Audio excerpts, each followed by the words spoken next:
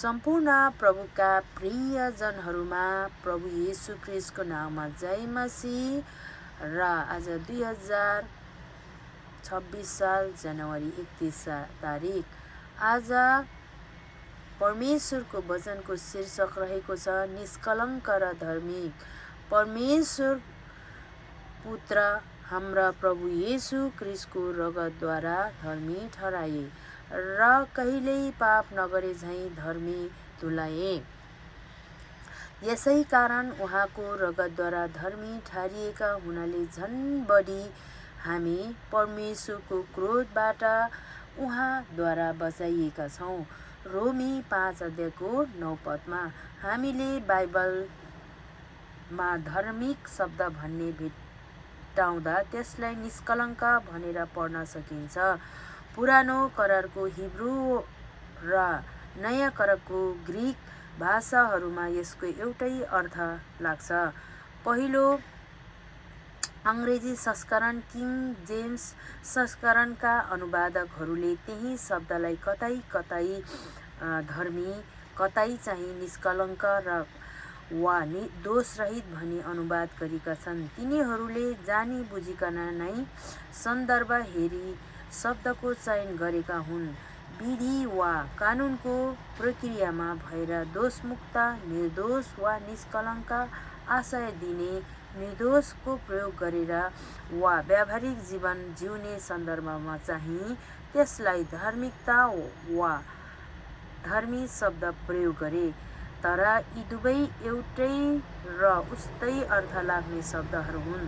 तर कहिलेकाहीँ दुवैको अर्थ एउटै सन्दर्भमा प्रयोग हुँदा भने समस्या देखिन्छ। दोष रहित वा निर्दोष ठहराउने कुरामाथि स्वर्गीयको न्यायालयमा छ। यो केही कुरोको बदलामा अरूहरूबाट केही सारिएको प्रक्रिया हो। तर यसैले पुरै निष्कलङ्क हुने प्रक्रियाको आधा जसो मात्र अर्थ दिन्छ। अर्कोतिर धर्मी तुल्याउने भन्नाले ठिक काम गर्ने वा ठिक जीवन जिउने कुरातर्फ लक्षित छ।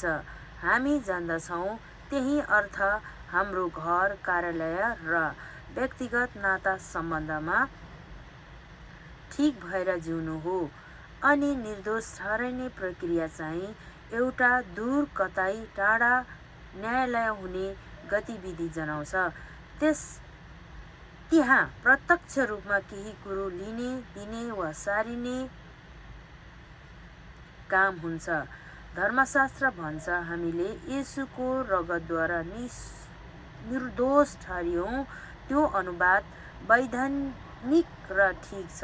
हामीलाई धर्मी बनाएको छैन भने हामी निर्दोष छौं भनी दाबी गर्न सक्दैनौं। निर्दोष ठहरिनलाई ठिक धार्मिक जीवन जिएको हुनु पर्छ। धार्मिक हुनु भन्ने कानुनी प्रक्रिया हुनाले पहिचान बदल्ने कुरा भन्दा फरक छ।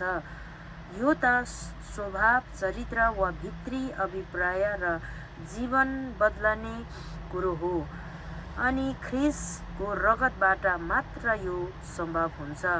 हामीलाई एउटा धार्मिकताद्वारा धर्मी बनाइयो जुन हाम्रा आफ्नै थिएन। त्यो त यीशु ख्रिस्टको धार्मिकता थियो। प्रार्थना। प्रभु धन्यवाद, येशूको रगतको निम्ति धन्यवाद। म घोषणा गर्छु उहाँको रगतद्वारा मलाई एउटा धार्मिकताद्वारा धर्मी बनायो जुन मेरो आफ्नै थिएन। परमेश्वर पुत्र येशू ख्रिस्टको रगतद्वारा म निर्दोष ठहराए र कहिल्यै पाप नगरे झैं धर्मी तुल्याए। आमेन। परमेश्वरले सबैलाई आशिष दिउन्। आमेन।